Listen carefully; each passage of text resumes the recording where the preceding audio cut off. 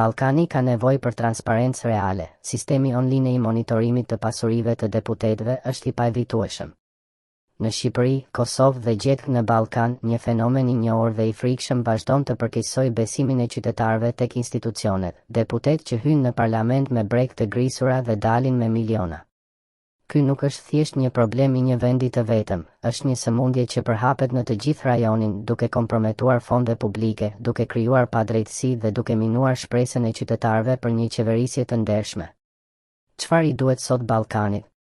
Një sistem publik online, transparent dhe të detajuar, ku çdo deputet deklaron pasuritë e veta, mënyrën se si menaxhon rrogën, dietat, përfitimet personale dhe edhe pasuritë e familjarëve të tij.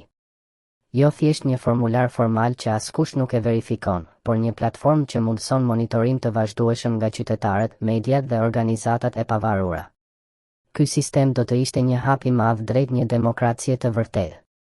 Ai do të shërbente jo vetëm për të evidentuar abuzimet dhe për të parandaluar akumulimin e pasurive të pajustifikuara, por edhe për të forcuar besimin tek institucionet dhe për të siguruar që çdo lek i taksapaguesve të përdoret si duhet.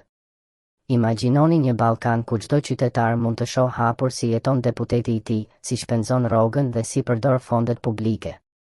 Një Ballkan ku transparenca nuk është thjesht një fjalë e bukur në kushtetut, por një realitet i dukshëm, i aksesueshëm dhe i verifikueshëm.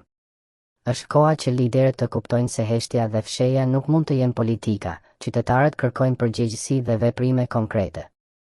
Një sistem online i monitorimit të pasurive të deputetëve nuk është luks, nuk është propozim idealist, është një domosdoshmëri etike për të shpëtuar Ballkanin nga korrupsioni. Për të mbrojtur fonde publike dhe për të dhënë një shpresë reale për një të ardhme më të ndershme. Sot, çdo minutë e humbur është një minutë ku miliarda shkojnë dëm dhe besimi i qytetarëve shkelet. Ballkani meriton më shumë, meriton transparencë, përgjegjësi dhe drejtësi reale. Dhe kjo fillon me një platformë publike online që nuk lë hapësirë për manipulime.